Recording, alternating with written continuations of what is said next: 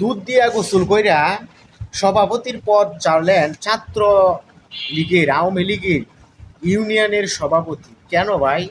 এখন আর খাবার দাবার বেশি একটা নাই মিয়া।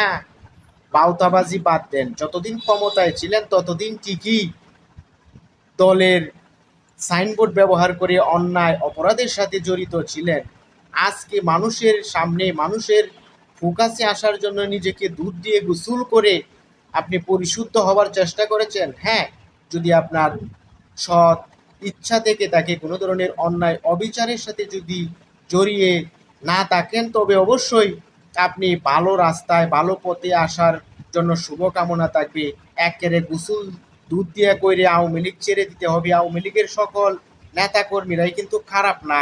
আপনি যদি আপনার এলাকায় ভালো করে থাকেন, অবশ্যই আপনাকে সাধুবাদ জানাবে। যদি অন্যায় অপরাধের সাথে জড়িত থেকে থাকেন, আপনাকে কিন্তু আইনের কাঠগড়ায় দাঁড় করাতে বাধ্য হবে, সেটা অন্তত আমি মনে করি।